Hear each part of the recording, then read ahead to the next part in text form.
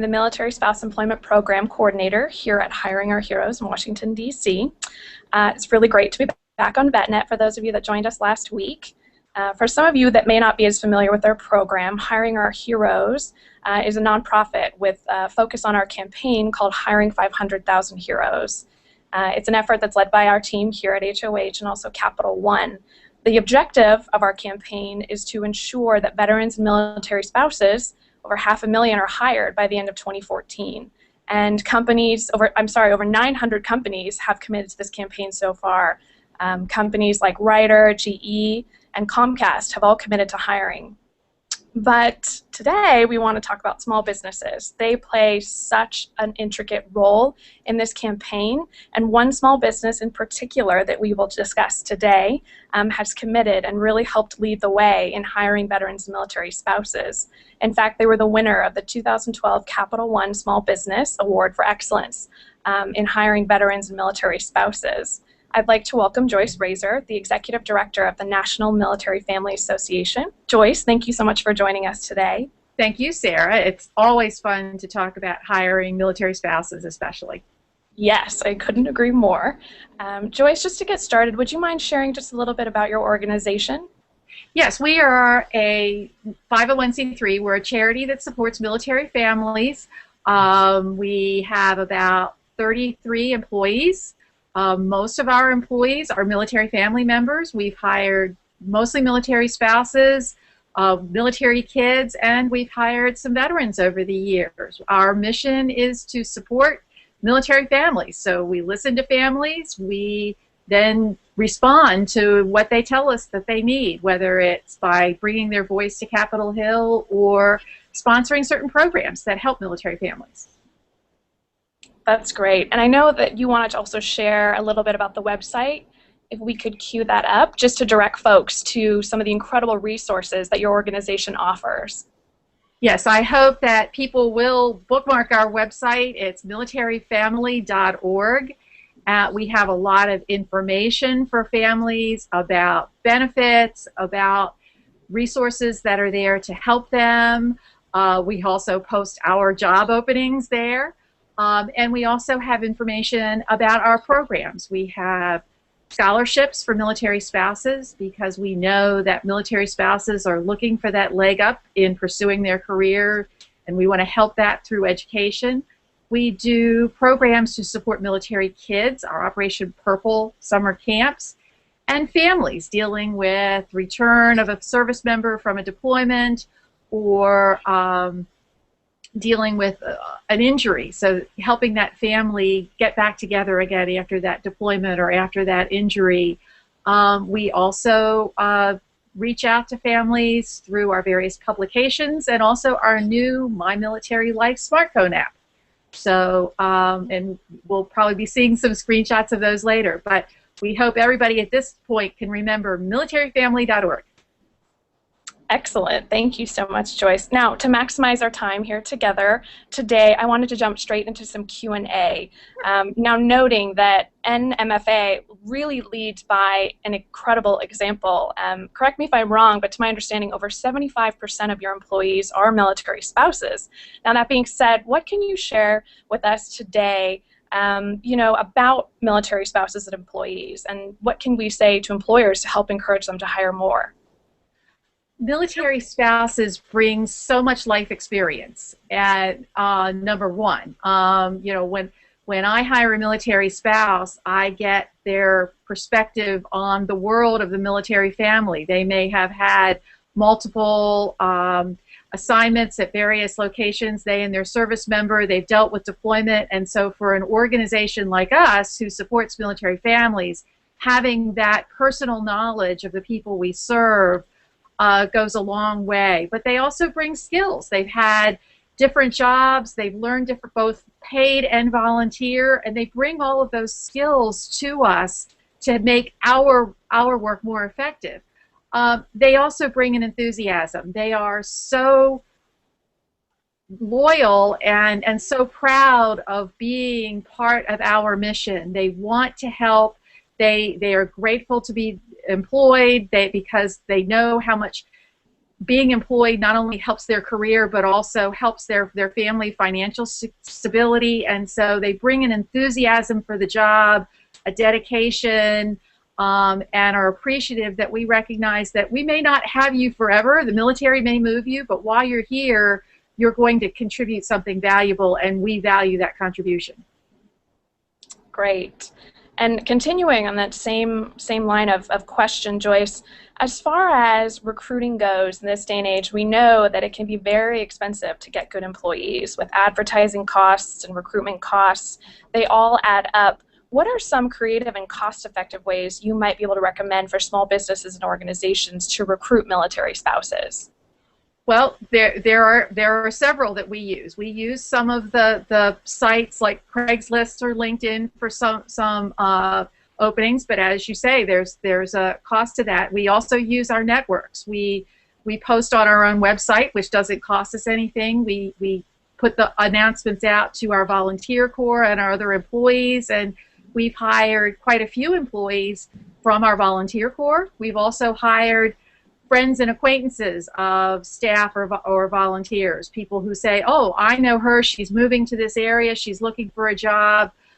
So we really do use all of our available networks. We also go to the Hiring Our Heroes job fairs. The Hiring Our Heroes has had several here in the Washington, D.C. area over the last year or so, and when we've had openings, we've gone to many of those to not only acquaint military spouses with us as an organization, but also to say we're hiring, we have some jobs. We're also members of the Military Spouse Employment Partnership. So this enables us to post our jobs on the MSEP, the Military Spouse Employment Partnership portal. Doesn't cost us anything, but it gets us out there where military spouses are looking for jobs. The last thing we use are the spouse employment offices at all the nearby military installations. They have a contact, they post collect resumes from spouses, but they also post jobs. And so in this Washington area, there's several military installations. We send all of our job vacancies to those spouse employment offices because the spouses are coming to them looking for jobs, and so it doesn't cost us anything to send our openings to them. Excellent, excellent. Those are all fantastic suggestions. Thank you so much, Joyce. What would you say to employers that might be concerned about the possible turnover of employees? I mean, as we know, the military spouse community is an incredibly mobile population. What we've learned and what we see from all the research on today's workforce is that military families aren't the only mobile population. If you look at the research on the millennials, they also change jobs frequently. What I can tell other employers from my own experience is that when you hire a military spouse, you get such a range of life skills and experience, and you get a real loyalty. They know their time with you is short, and they're going to do all they can for you as your employee for the time that they're with you. But what I would say is, in this day and age, the mobility of the military isn't that much different from the civilians. So you can't guarantee anybody's going to stay forever, but I think with a military spouse, you do have a great chance of finding a highly skilled, loyal employee who's going to be dedicated to you while they're there. Great, thank you. Any advice to employers on how to read or understand a resume from a military spouse? I know, in our day and age, spouses are really struggling with trying to redefine their resumes, and it's hard to keep up with all of the intricacies of a resume and what HR recruiters are looking for. I'd say I'd look at skills first. What kind of skills have they had along the way? The one thing that's difficult right now for military spouses, and has been, is to show that career progression. Because they move around, military spouses can often start kind of back where they were before and have to work their way up again. So you may not see a spouse who has a lot of jobs following a higher career progression, but you'll have jobs at maybe the same level. Don't interpret that as a lack of knowledge or a lack of skill sets on that spouse. Interpret it as, okay, this person has taken what they could find and has worked through there. So look at the skills. Along the way, they've developed a lot of skills. Maybe in one job, they did a lot of work on the web. Another job, they did a lot of work on sales. Along the way, they've picked up, graphic design expertise, or they've honed their communication skills in other ways. So look at the skills. Look also at the skills that they bring from their volunteer experience as a military spouse, whether it's in a family readiness group or other children's volunteer organization, that they've organized events, they've managed other volunteers. There are skills there that can translate real well. So look at those skills, not necessarily how long they've stayed at a job or what the exact position of that job was. Absolutely, absolutely. I couldn't agree more. Just to shift our line of questioning a little bit, I want to focus some of our questions for the job seeker. When a spouse is about to PCS or move, but those of you that might not be familiar with the terminology, what advice would you give to him or her as they're looking for employment?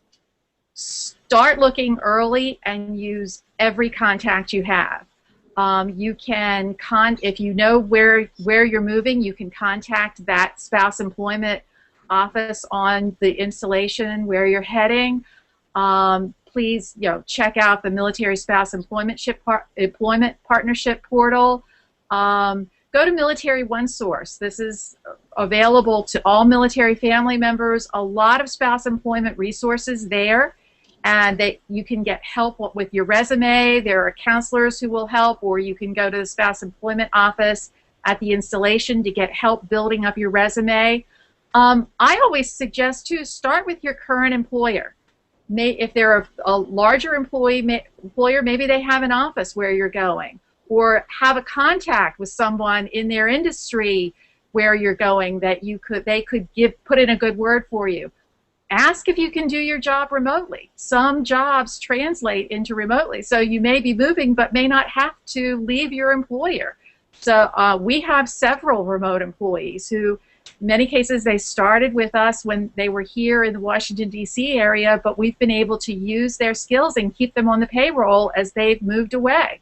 So check with that employer. What are you doing for that employer that you maybe could do from a distance? Military OneSource, Spouse Employment Portal, Spouse Employment Office, contacts, friends, neighbors, family. Do you have a friend who has a friend where you're moving? Get them to start looking at what's there for you to introduce you. Great. Now moving into something great, a great question came up today that I wanted to share with our audience and get some insight from Joyce on, is the challenge of credentialing and licensing that spouses face. When they move from state to state, new laws and legislations will affect their ability to transfer their license. That impacts their career, impacts their family's income, etc. Joyce, what updates can you share with us as far as transferability goes? I know many states have already started by setting a great example by improving legislation to make transferability easier for spouses, but I know that doesn't necessarily apply to all 50 states yet. So if you wouldn't mind sharing an update on where we stand, and I guess also what we can expect to see hopefully in 2014. This has been the licensing issue has been a real challenge for a lot of our military spouses, especially in fields, ironically, they're in some of the most high demand, medical fields, nursing, some medical tech people, behavioral health counselors, teachers, but it also applies to things like beauticians and real estate agents. States control in various ways who gets to perform that job in the state through their licensing process. And this isn't something that can be handled at the national government level. We've got to go to each state. And so the good news is, and I think we sent you a map from Military OneSource. Yes, we got that up.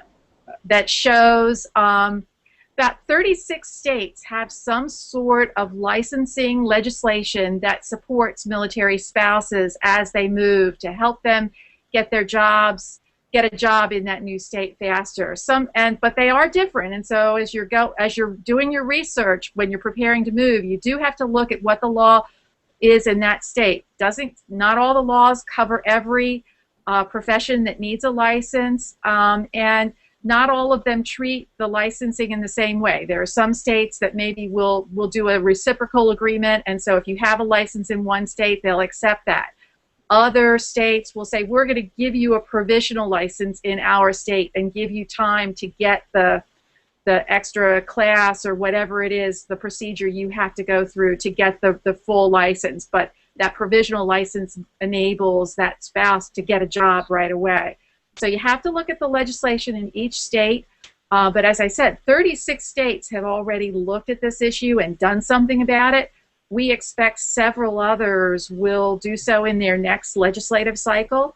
This is an issue that's gotten a lot of high visibility from the National Governors Association, from the White House. The First Lady and Dr. Biden have put their considerable prestige behind this issue, and so things are getting better, but it's something that a spouse is going to have to research when they move, because, and then we want to hear their stories. If they're having trouble, let us know, because we're often invited to testify before those state legislatures as they're reviewing what they do. They want to stay competitive. They want to take advantage of this talent pool that's coming into their states. So we tell the stories, and states have been very responsive. Well, we'll look forward to that in the future and hopefully see more states join the conversation and help us tackle these issues.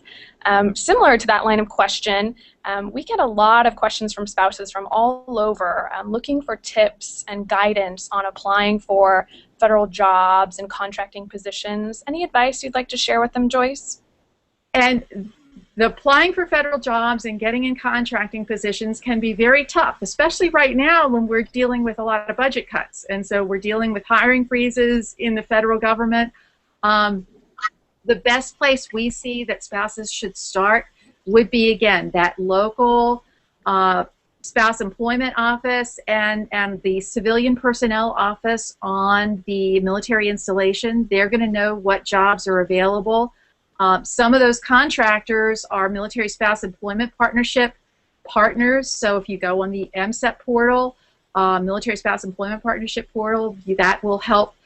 You'll find some of those jobs, the local job fairs. Some of those contractors that work in those local communities are going to be there advertising. It can be a very daunting process, and I'm afraid that because of the budget cuts, it's an option that isn't going to pan out for some of our military spouses just because there aren't as many jobs available. No, absolutely.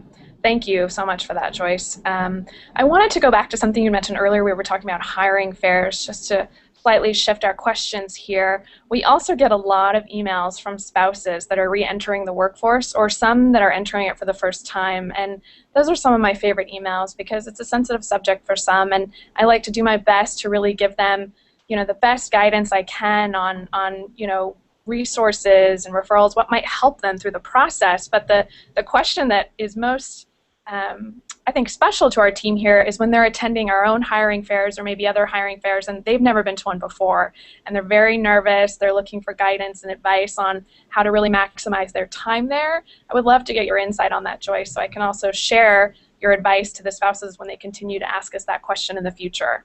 Well, I'll have some insights, but some of them I would hope that the Chamber would share to potential employers who come to the job fairs.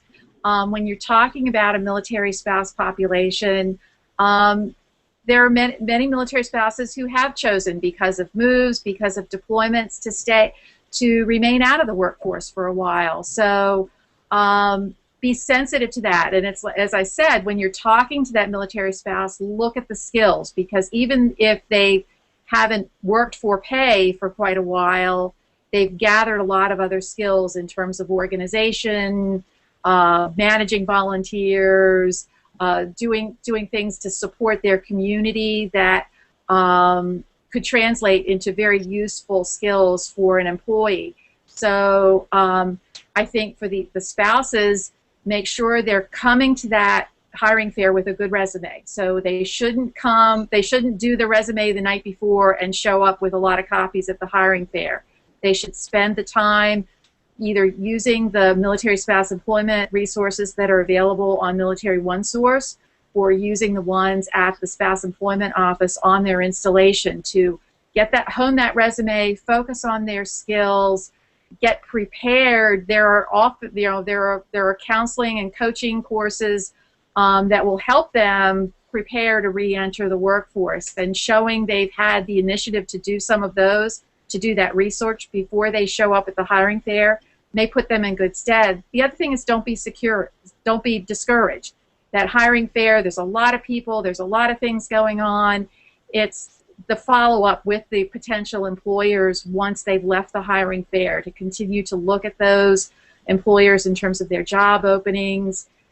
Contact whoever you talk to say, thank you for talking to me. I would like to follow up with you on any open positions. But it's the research beforehand and then the follow-up that may be the ticket for them as they navigate that heading back to work process. Yes, that's great. Thank you so much, Joyce. I think our time is winding down together here, but I also just wanted to give you an opportunity, if there's anything else you'd like to share, any upcoming updates or events coming out of your organization, maybe focused on spouses and employers, or military families in general. I'd just love to be able to throw the ball to you and share anything you'd like. Well, I hope that military families will check out our website.